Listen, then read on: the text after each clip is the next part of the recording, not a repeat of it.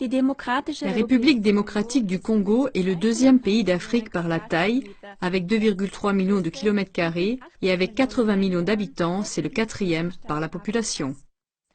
En ce qui concerne ses immenses ressources minérales, estimées à environ 24 billions de dollars américains, le Congo est considéré comme l'un des pays les plus riches, sinon le plus riche du monde. Il possède 10% des gisements de cuivre du monde, 30% des diamants et 70% de tous les gisements de minerais de fer. Mais surtout, on en extrait plus de 50% du cobalt requis dans le monde entier, le cobalt étant un minerai sans lequel, par exemple, serait inconcevable l'industrie électronique et toute l'industrie de l'armement d'aujourd'hui qui dépendent de cette dernière. Malgré sa richesse en matières premières, ce pays est pourtant aujourd'hui un des pays les plus pauvres du monde en raison de l'exploitation, de la corruption et de guerres qui durent depuis des décennies. Et selon l'indice de développement des Nations Unies, il a même atteint en 2013 l'avant-dernière place.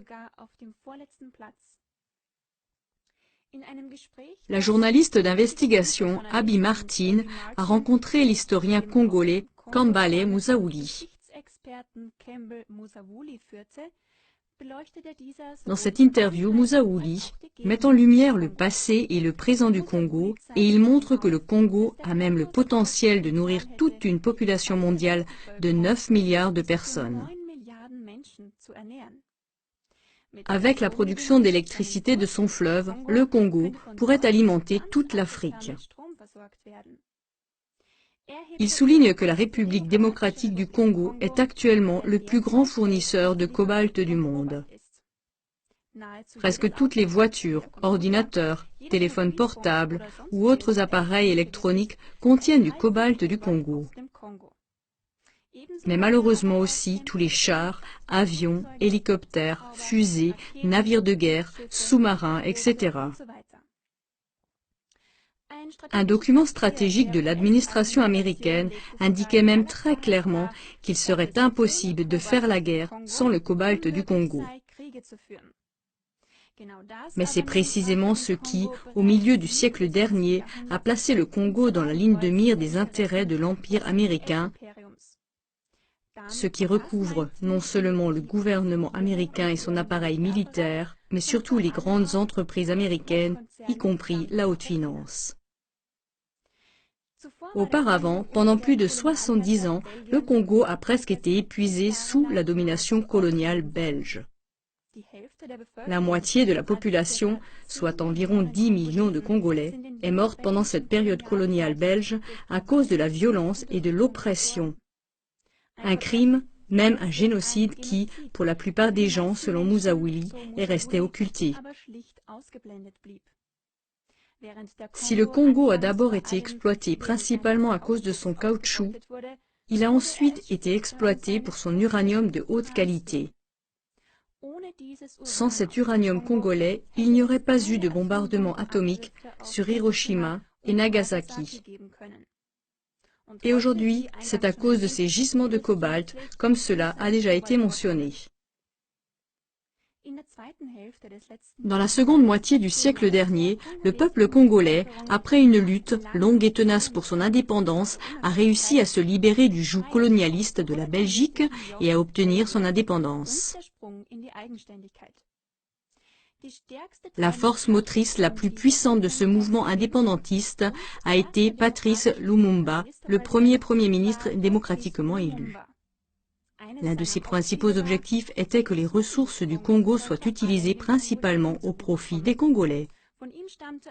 De lui naquit aussi le plan d'une Afrique complètement libérée et unie, les États-Unis d'Afrique.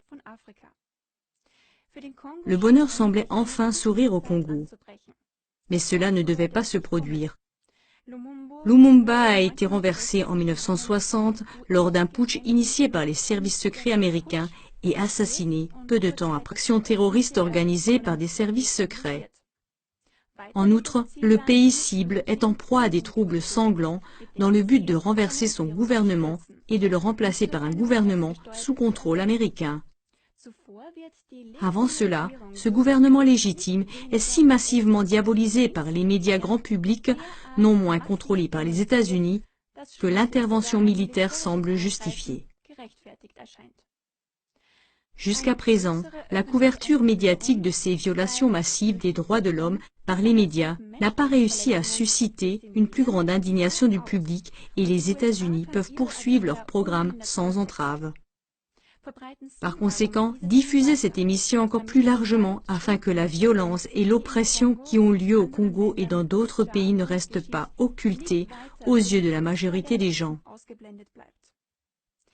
Voyez maintenant l'interview de 20 minutes que la journaliste d'investigation Abby Martin a réalisée avec l'expert du Congo, Kambale Musaouli.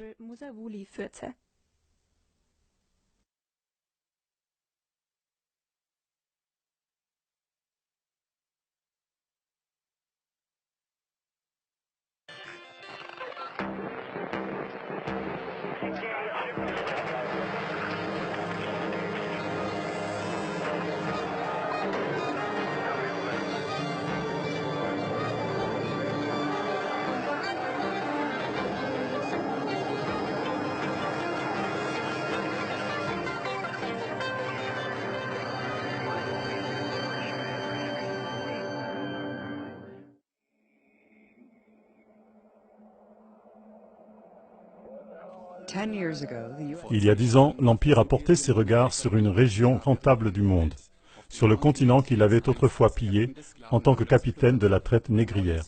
Un nouveau grand commandement militaire est né, AFRICOM. L'AFRICOM comprend 53 pays africains, y compris les îles et tous les océans. Il se compose de 4 composantes principales, toutes avec des noms intéressants. US Army Africa, US Naval Force Africa, US Air Force Africa, US Marine Corps Africa. Bien que la présence américaine sur le continent africain soit largement humanitaire, l'officier de l'AFRICOM, Rick Cook, a admis que les États-Unis étaient en guerre en Afrique depuis des années. Avec une série de bases de drones, de camps et des installations où la tradition américaine continue de former des militaires mandataires responsables d'abominables violations des droits de l'homme et d'opérations secrètes. Loin d'une guerre sous le seuil de la violence, l'AFRICOM effectue chaque jour plusieurs missions. Tous les empires voulaient posséder l'Afrique pour la même raison, son immense trésor de minéraux et de matières premières. Une grande partie de ce trésor enfoui est concentrée dans le sud de l'Afrique en République démocratique du Congo. Celui-ci compte 80 millions d'habitants, 250 groupes ethniques et plus de 700 langues et dialectes différents. Avec ces minéraux non exploités, il est considéré comme le pays le plus riche du monde, avec des réserves de 24 billions de dollars. Le Congo possède 10% du cuivre mondial, 30% des diamants et 70% du fer et produit plus de 50% du cobalt mondial.